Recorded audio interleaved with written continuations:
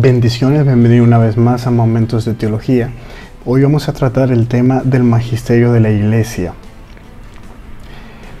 Yo sé que ese es algo que ustedes normalmente suelen escuchar, que siempre se habla del magisterio de la iglesia, magisterio de la iglesia. Pero ¿qué es el magisterio de la iglesia?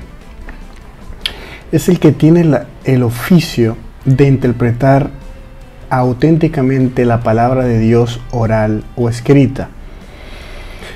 Y ella lo ejercita en nombre de Jesucristo. Es decir,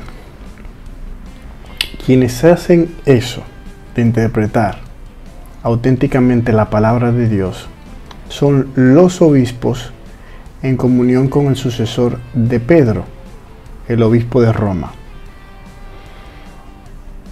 El magisterio de la iglesia no está por encima de la palabra de Dios, sino a su servicio, para enseñar puramente lo transmitido, pues por mandato divino y con la asistencia del Espíritu Santo lo escucha devotamente, lo custodia celosamente y lo explica fielmente, y de este único depósito de la fe saca todo lo que propone como revelado por Dios para ser creído. Los fieles, recordando la palabra de Cristo a sus apóstoles: el que a vosotros escucha, a mí me escucha. Eso está en Lucas 10:16. Reciben con docilidad las enseñanzas y directrices de sus pastores y ellos les dan de diferentes formas. Eso está en la vocación de los obispos, y en su misión está la de enseñar. Creo que ya hemos tocado en anteriores segmentos, cuando hablábamos de cada una de las jerarquías de la iglesia, de los obispos, laicos y tal. Hablábamos de lo triamúnera, que eran los tres renglones en los cuales los obispos pues tienen un mandato del Señor para ayudar a la administración, al cuidado, a la organización de la iglesia, a la enseñanza. Ellos son los encargados realmente de interpretar las Sagradas Escrituras y dar ese alimento al pueblo de Dios, siempre y cuando estén en comunión con el Santo Padre. Ojo ahí. Los dogmas de fe. Entramos a este tema de los dogmas de fe, que también yo sé que ustedes comúnmente lo escuchan mencionar, normalmente dentro de la iglesia, y algunas personas con alguna connotación negativa. Siempre van de los dogmas como de una manera negativa.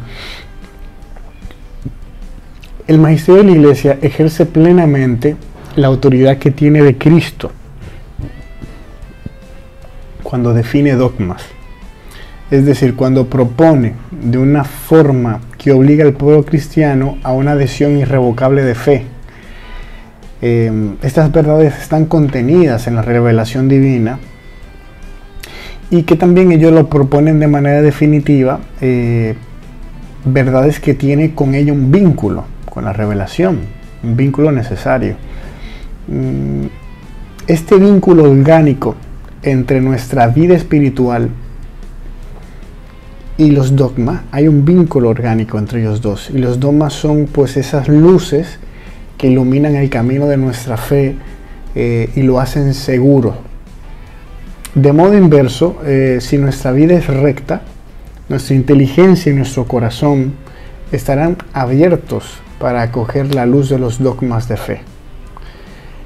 Los vínculos mutuos de la coherencia de los dogmas pueden ser hallados en el conjunto de la revelación del misterio de Cristo. Conviene recordar que existe un orden o jerarquía de las verdades de la doctrina católica, puesto que es diversa la conexión con el fundamento de la fe cristiana. Por eso hay dogmas que ustedes no lo van a encontrar en la Biblia en cuanto tal. Creo que se lo mencioné. Alguna vez le mencioné, por ejemplo, no vas a encontrar en la Biblia que diga Inmaculada Concepción, o sea, ese dogma de la mariano. No lo vas a encontrar porque no existe así tal, textuado, pero sí tiene su fundamento en la Sagrada Escritura, y la Iglesia lo que hace es que lo eleva a dogma de fe, una creencia que tanto la tradición como el sentir de todos los cristianos lo tenía claro. O sea, ya eso era como quien dice un secreto a voces, que la Virgen María tenía que haber nacido sin pecado original. O sea, el proceso que tarda la Iglesia en llegar a definir el dogma es porque tiene que explicarlo. Y a veces en la historia la teología no se ha desarrollado totalmente. O sea, todavía no se ha llegado a una verdad plena, porque acuérdense que el Espíritu Santo asiste a la Iglesia y al paso de los tiempos, pues Él va iluminando a los pastores, a los teólogos, para ir sacando de ese depósito de la fe, esa revelación divina, ir descubriendo esas verdades que están ahí contenidas, ¿de acuerdo?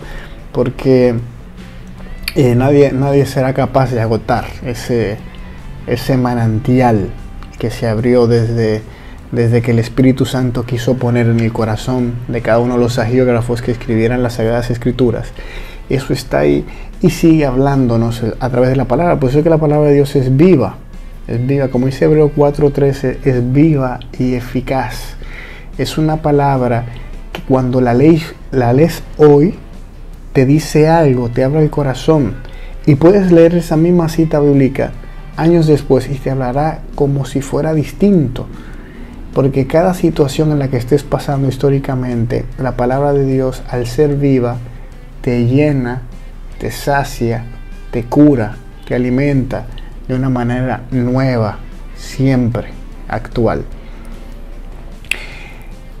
Entonces hay muchos dogmas que están implícitamente, a otros están explícitamente en la Sagrada Escritura, y la Iglesia lo que hace es definirlo de una manera concreta para evitar el tema de las herejías, de que hay a veces herejías que llevan a confusión, como en los primeros siglos. Ustedes saben que la Iglesia tuvo que definir muchos dogmas para, por ejemplo, preservar la divinidad de nuestro Señor Jesucristo, la divinidad del Espíritu Santo, la Trinidad.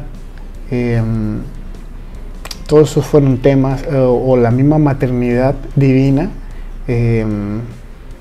lo de las dos naturalezas de Cristo. O sea, todo eso, aunque está en la Sagrada Escritura, algunas personas podían interpretarlo de otra manera.